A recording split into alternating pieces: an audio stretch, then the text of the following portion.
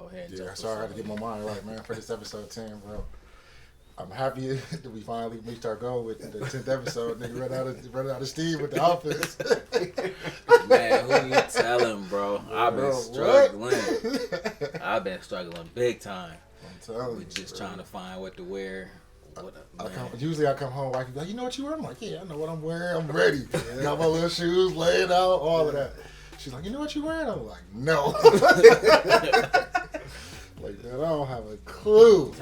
Struggle out here, last man. few weeks it's been tight. Right. We got 10. We got a couple of weeks off. Get your little outfits back. Go re-up on some outfits. All your outfits back up, man. We coming back. That's funny, man. So.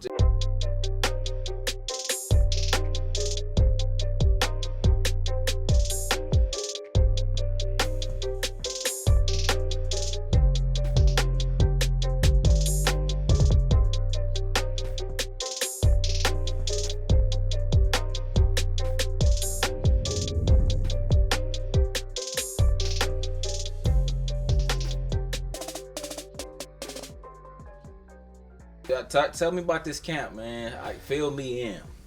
I thought it was straight, man. I think it's, well, what the camp we talking about, the Northwood camp, it was local. It was at Christian High School. Okay. We took some of his guys there. He ended up going, you know what I'm saying? So.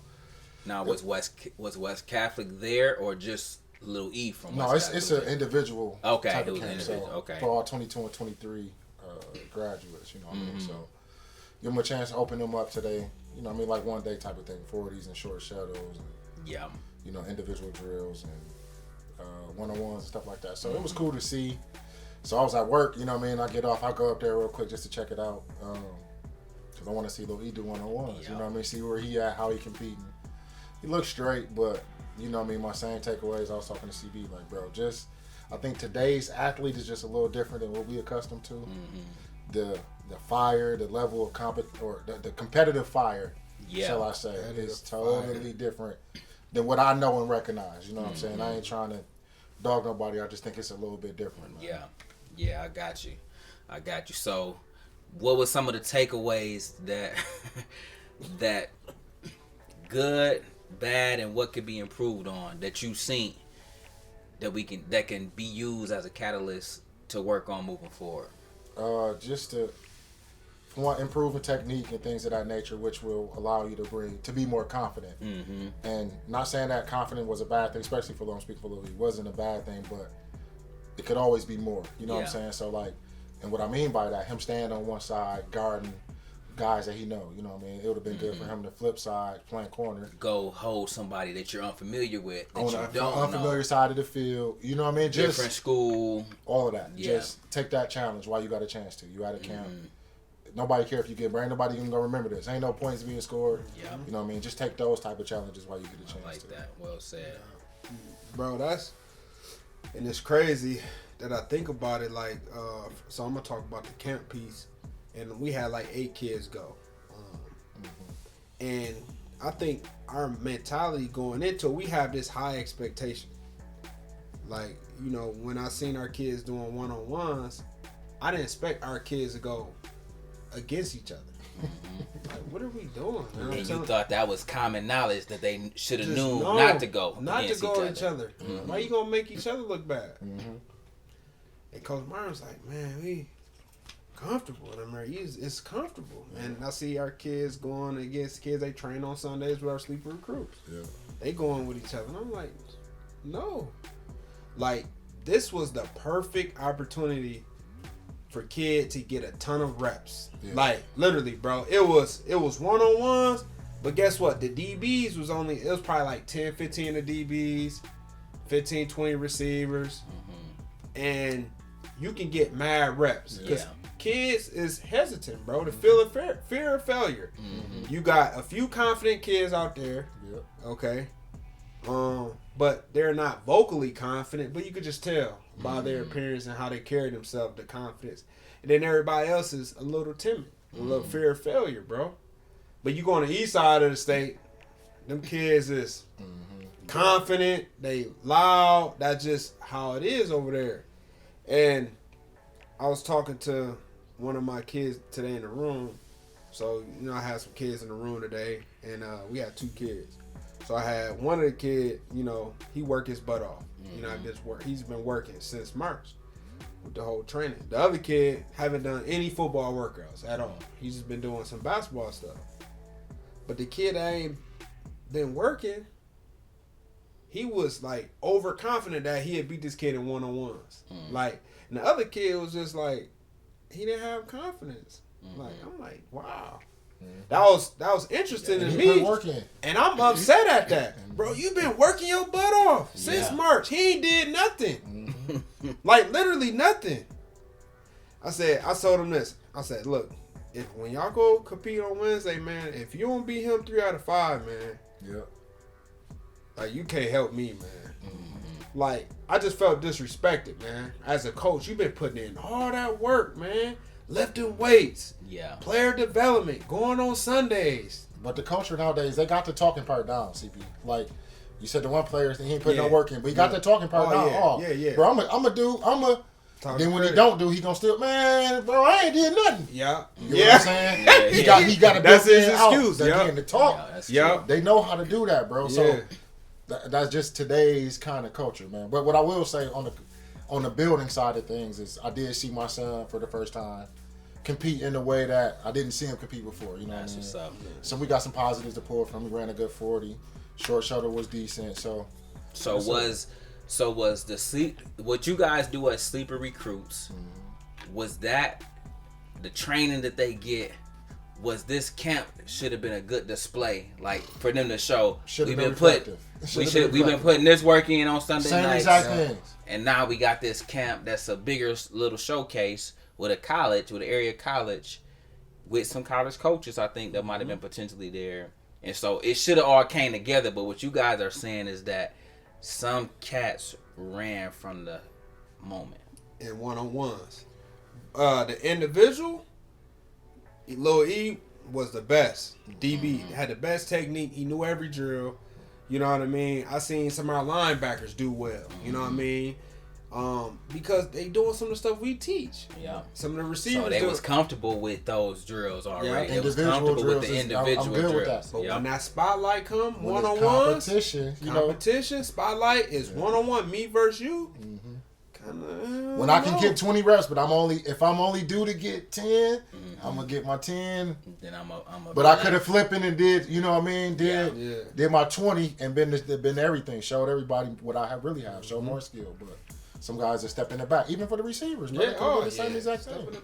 So my question to you guys, being high football IQ guys, when this generation athlete, when we see the new temperament they present with their ability or lack of ability to compete, when a cat make it, I'm just thinking about Justin Fields, but his freshman year. What are those players doing differently than, say, a kid that just is going through the motions? What's the difference? Because we often say stuff about this generation's athlete is different, but then every year when we watch the Power 5 conference, we see some true freshmen touch the field that reflect what we was like when we was coming through. What's y'all thoughts on that? Man, for one, we don't live in that demographic that's producing Justin Fields. We just don't. You know what I mean? We live in West Michigan, bro. We produce some good athletes, but not on the level that of Georgia or Florida or Ohio or even the east side of this state. Millions of kids on the east side, so they have to be competitive, bro. Like, it has to be, because it's millions and millions of kids. It's all these training. Like, in order for me to eat, in order for me to play, like, we have to put in the work. West Michigan is very conservative, bro. And sometimes those other kids don't have anything else to do, man. Like, it's some privilege involved in there. It's some the upbringing you know what I mean. It's totally different, bro. Like your dog in you is different if you got both parents, if you got everything given to you, if you got all of this stuff. Not knocking that, but it's just your dog as an athlete is gonna be a little bit different. You know what I mean? That. So that's something that I see, man. And then on the next side is what people put into it. Like, you see the ones that put the work in, you see they stand out. It's like, okay, dog been putting some work in. Dog been and he'll score the touchdowns. He'll get the interceptions. He'll be the successful one on the field. So It's those couple, bro. It's still those couple. You can't cheat the process. No, you can't cut no corners. No matter how good you talk. Mm-hmm. No matter how good you talk. Yep, your fruit will always show what it really is. That's what's up. And then, bro, just to add on that, bro, is like you said, it's all about reps. Yeah, for sure. Like we talked about the reps. We've been playing football. What you said, we started at 6, 7 years old, and you went all the way into what? Sure, 26, bro. Look at the reps behind that. You know what I mean? So reps. We go to Michigan camp. What, 5,000 kids there? You got 3-star, 4-star, 5-star guys. You got, and we not even in the top. We probably 2-star cats, 1-star cats. But you couldn't tell us that. Exactly. Like, for real, you couldn't tell us that, and bro. half of that was because the media don't cover us the way they would cover. So that was another chip on our shoulder. Like, these Detroit cats ain't cut. They ain't doing nothing we ain't doing. We just don't get that exposure. That spotlight didn't get shine. But like we always say, man, when you lace them up, like I say, the result, what they say, the eye in the sky don't lie. So you know what I'm saying. I don't know nobody that competes at a level that we didn't compete at. You know what I'm saying? And so it all shake itself out. Similar to when you made it to the league. Small school guy make it to the NFL. With cats from Florida State, LSU, but all that don't matter. When you get on the field, you wouldn't know who was from LSU. That's real talk, bro. That's real talk, you know what I'm saying? And so, and like you said, the Justin Fields and stuff like that, like you said, we talk about reps and stuff. And I remember I went to this camp in Ohio. It was this kid. He was from Indiana. But this camp in Ohio was all the top players in the country there. Like in the Midwest was there. So I brought my son there. He ain't put in no work. Like, he didn't, but he's a confident kid. I just think some kids is there. He's a confident kid. He did okay. But then I remember this kid from Indiana, man. It was impressive about him is he didn't say much. He led every drill. I'm number one. And he led every drill and went 110%, bro. Guys was tired. He just showed that. And I was like, this is interesting. That one, they always gonna shine. You know what I'm saying? Like, being outside linebacker, he nice, bro. Like, he's one of those guys. He, 6'2", he's probably 6'1", 6'2". He's about 225. You know what I mean? But it was impressive just watching him, man. I was like, man, good job, bro. You keep that up, bro. You gonna play on Sundays, bro. Yeah. Like, and he was the leader, and I remember he was helping out some of the younger guys too. Wow. So that's leadership, mentorship. Man, just it was all straight dog. I'm like, man, I love to have you, man, but I think everything is all about reps, bro. Reps in the weight room, reps out there, and that's how you gain confidence. That is. Preparation equals confidence, bro. Speaking of preparation, I want to touch on just some of them athletes from Christian, bro. Big Ruben them over there doing they lifting. Yes. Bro, when I say bro, I'm telling you, his skill players or his linemen, bro. All linebackers, corner, good, running back. The linebackers just got offered, bro. Okay. He got offered to Northwood. He looked good, like 6'2", 225. Look, bro. They looking good. I'm telling you. Running back look. Everybody got their shirt off, bro. Yep. Like Like, confident. confident, bro. I told Ruben, like, bro, y'all got some. Yeah. Like, cause I watched film on him last year, and I'm like, bro, this don't look like.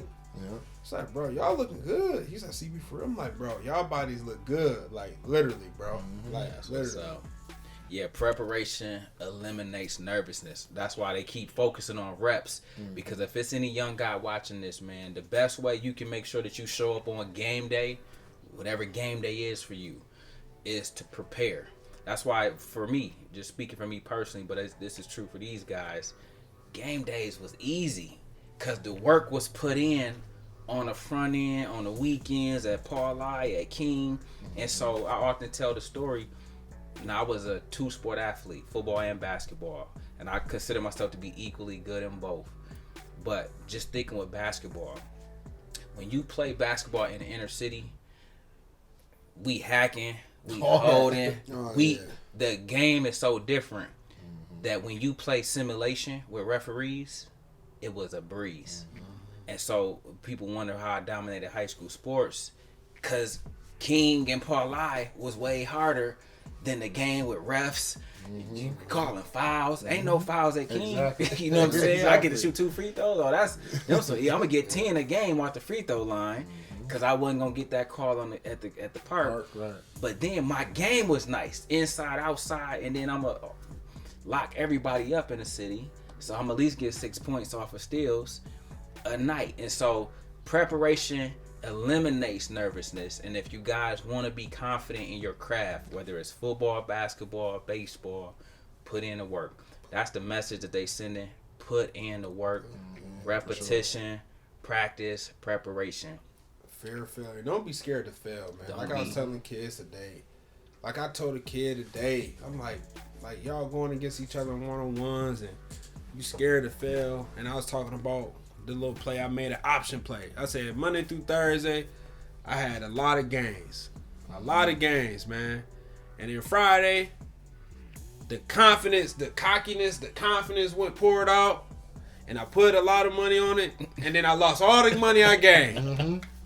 Lesson learned, bro. Like, you got to do your homework, CB. You got to research. Ask Chris questions. You know what I mean? Look at some of that information. I said, fellas, I failed. Yeah. So what? Guess what? I'm still here at work. I'm talking to y'all. I'm not putting my head down. I'm not in the tank. So what, bro? Right. Like, what's wrong with failing, dog? I don't get that, bro. They got to think about, I'm telling you, that next rep. You know what? I didn't get it this time. Yeah. But the next one is going to be better. The next rep, the next play. And just the awareness, like, so I'm like telling my man, it's like, okay, you got beat by this guy.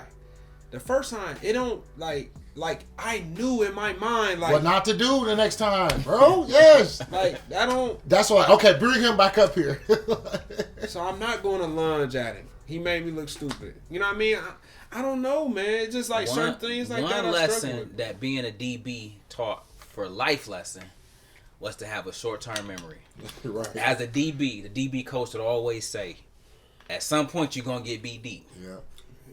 Like CB said, but you can't be afraid of the 7 route, of the go every time. So at one of them times, they gonna have a step on you. Yeah. He might catch it and it's a touchdown. Have a short-term memory. Get right back to the line of scrimmage and give it another go. And if you apply what these guys are saying to real life, have a short-term memory when it comes to fear, failure, all that kind of stuff, success even. Don't read the newspaper clippings too much because it go to your head, you get cocky, and then that's the first way you start to have chinks in your armor is when you stop putting in the work. So a short-term memory served me well in life when things went wrong. Like he said, he lost on an option play. He got back in the game. He right back at it this week. Got back in it. You know what I'm saying? And it's a short-term memory. Not that he forgot what happened. He know he took a loss. So he's saying, no, I got to get that back. Nice loss, bro. I got to get that back. I was telling Chris. Chris like, they got you, girl. Because it's funny, because when you lose, they get you quick. Oh, it might take a minute to get up to 1,000, 1,500, 2,000. But then one roll of the dice. That month, $400, you down $400. Now, one thing I want to talk about, guys, is I need y'all opinion on this. To me, the best class in the history of basketball was inducted into the Hall of Fame last night. I'm glad we're talking about this. My favorite player, one of my favorite players, for those that know me close, was Kevin Garnett. You know what I'm saying? I'm talking about power forwards. My best friend, his favorite player was Tim Duncan. We talk about power forwards. We know all the little skill guys, but we knew the game front and back. I saw KG get inducted, Kobe, Tim Duncan. When I say, I'm just sticking with them three, but I'm talking about that whole class that got inducted yesterday. That's at 96, right? Class, yeah. This, in my opinion, and I'm talking about in totality of their career. I'm talking about what they did on the court, off the court, and what they're doing now. Best class, hands down, I ever seen. You guys got any commentary? I agree 100%, bro. Like, for one, Kobe won an Oscar post basketball career. Yep. After 5 championships, after 2 finals MVP, just all his accolades he did. He did that. That's off the court. That's one of the most prestigious awards you can win. Yeah. KG, he doing big things outside the court. He had his little show. Yeah. Area 21. I know he got a lot of stuff going. worth a lot of money. NBA champion. NBA champion was potentially in the ownership group to buy the Timberwolves. So I think he still is. He mentioned a little bit. He didn't want to give too much away, but he talked about it in his speech yesterday. Yeah, Tim Duncan, Tim Duncan, the only people that I know knocked off Shaq and Kobe. Like, so you know what I mean. The respect got to be there. And then you know what I mean. So like this class is they real, they land like that. And back when we was growing up, bro, the West was KG, Tim Duncan, C Webb, Sheik, like. So KG and Duncan, they had plenty of battles. Man. And what I love, legendary. I'm gonna touch on the financial aspect of what I love about all of them, because that's the kind of stuff that I love them more for. But in addition to that, KG said something that I'm happy he said. He in his Hall of Fame speech, he gave credit to two people that used to give him work: Rasheed Wallace and Tim Duncan. Tim Duncan, yeah. And that's real respect. That's what we was talking about. Like, back to the camp real quick. We never shied away from competition. We went all over to try to make sure we had the best opportunity. But we would play guys from Cali at the Michigan camp. Their bodies was better than ours, more developed, faster than us. But we knew, one, we competed, we held our own, but we gave props. When KG grabbed the mic and said, I thank Rasheed Wallace and Tim Duncan for giving me that work my whole career. Because KG my favorite power forward. But I know that too. I'm looking like, Duncan be killing you, KG. And Rasheed used to be hitting mad threes. These dudes revolutionized basketball for the big man shooting the stretch jumper. They was shooting the stretch too, but now it's a three. So Embiid, all them dudes now that's doing that, they ushered AD, that. They ushered that in. AD. And so but I know that. Now KG never missed his mid range though. Never, he gonna come back and give it back to them dudes. High release. You know what I'm saying? And so I just was happy to see not all of them, because you know I love that class. Tim Duncan, just humble. Ever since Wake Forest, man, this dude been bank shot was always open with him. Fundamental, Mr. Fundamentals. Chris used to be so mad I was my favorite player, bro. Power forward. Why you like him? No you expression. ain't like it. You ain't like that. No expression. He's real about that. So I remember thinking about the all this the smoke. What's the show? Yeah, all the smoke. All the smoke. When Steven Jackson, Matt Barnes interviewed KG, and KG was talking about Tim Duncan. Tim Duncan never talked trash. He was just talking sequence. He's like, got you. Right. And one. Nope. Giving buckets. He did. I could never get under his skin, man. You know what I mean? So I thought that was funny, man. That's facts. But we watched that era, and we know, like, Spurs was his favorite team. Twin Towers, Tim Duncan and Dave Robinson, Avery Johnson, Devin Negro at the two. Mario Ellie, baby. But that's 11 rings between them three, bro. Yup. Then they try to add Robert Horry. I'm like, y'all team doing way too much. Big shot Bob. Word, bro. But yeah, man, I think that I think KG, they miss. I mean, I love Kobe, man, and just his absence, because, man, his career, like I say, I thought the tribute that MJ and Vanessa gave him was definitely well put together. And I just wish Kobe had that moment, because I know his speech. Ain't no telling what he's so deep. He would have touched on mad things that I think just would have been eye opening for the public to hear. So again, rest in peace to Kobe, because that's the best class, in my humble opinion, that I witnessed with my own eyes, that I can say. You know what I'm saying?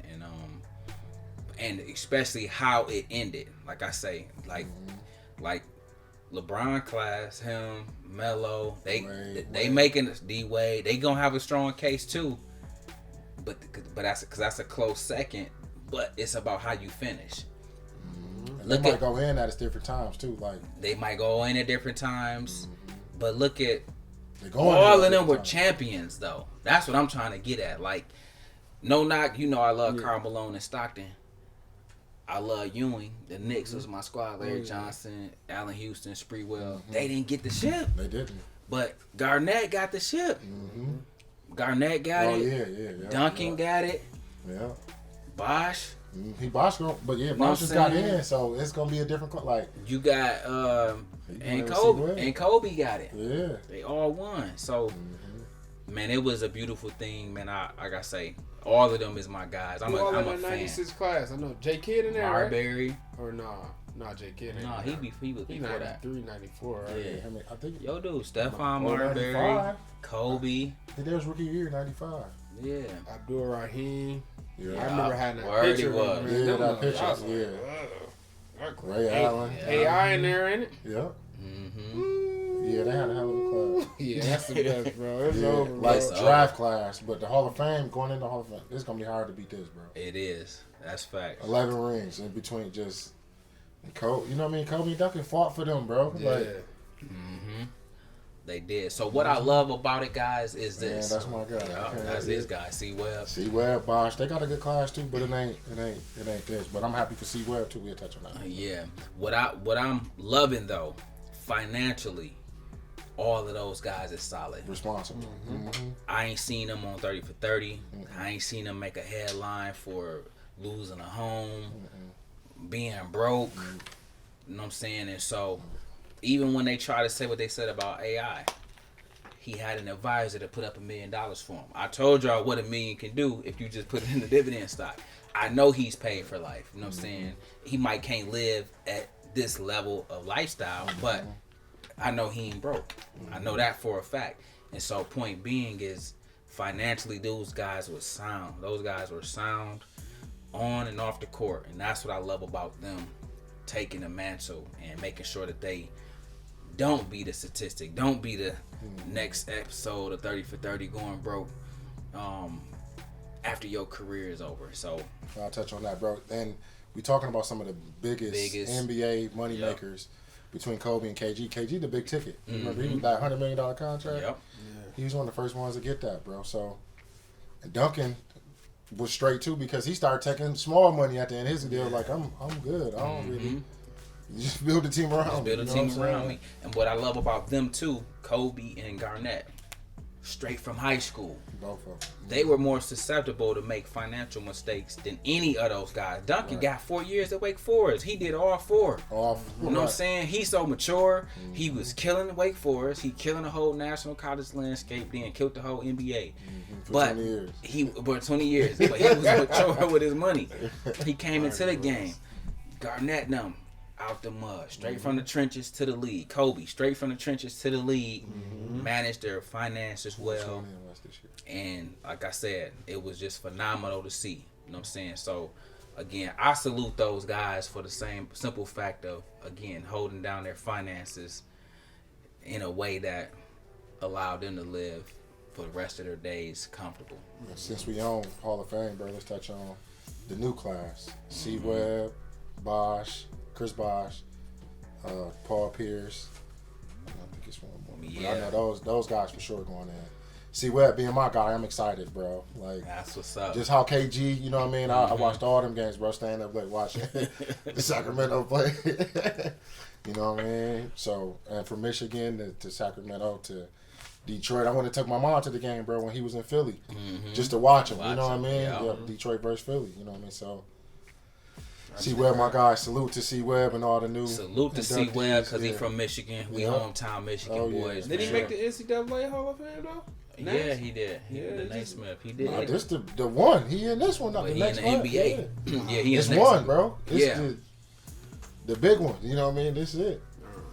But shout out to C Webb, being from Michigan first and foremost. You know what I'm saying? But we was rocking with him and loved him from his day, Country Day, all the way to the league. And so, major salute.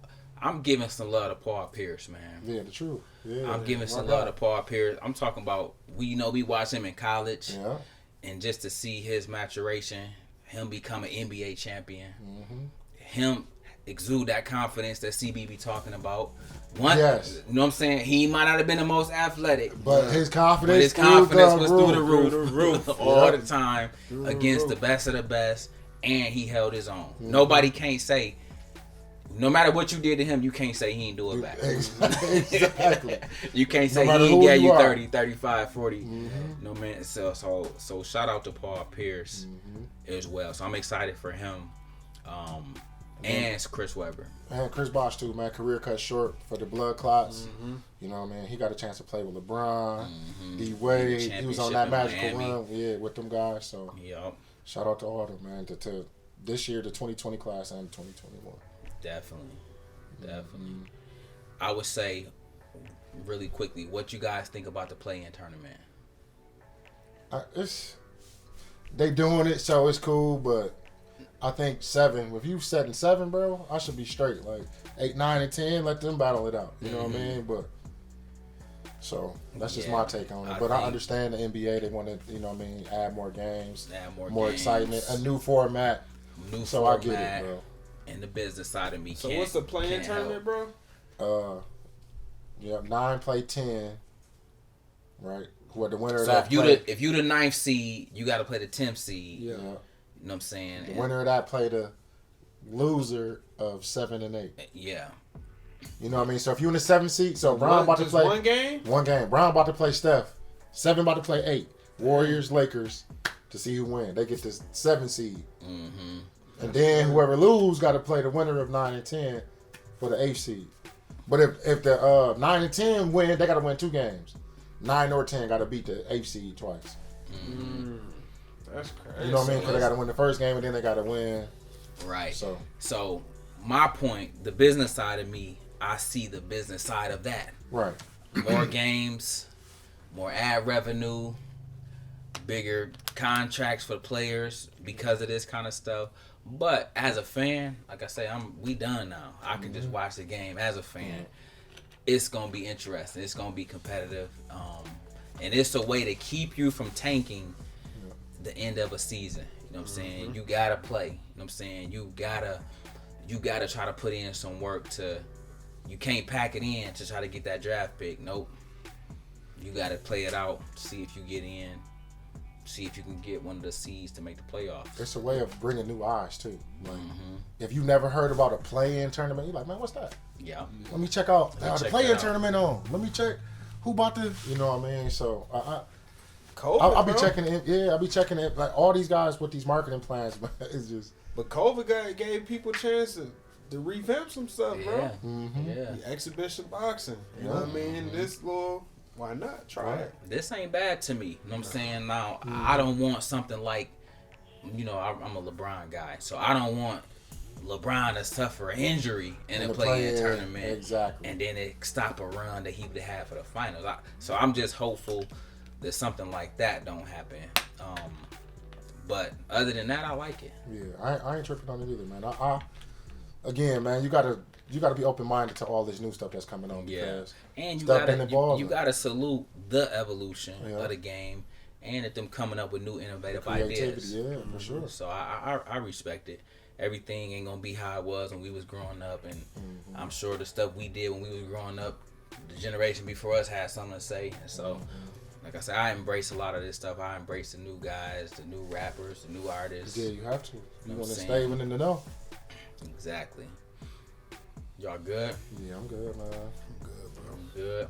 On that note, man, we want to say thank you as we wrap up our first season, episode number 10. You know what I'm saying? First season. We had a vision to put this together to kind of just talk about deeper in sports. You know what I'm saying? Finances, life, marriage, friendships, and like I say, we still ironing it out, but we appreciate you guys being with us, taking this ride with us as we again just try to offer something that's a little bit different than what's out there, and hope that you found something that you can take away and apply to your life. Till next time, we'll see you guys in season 2. Peace.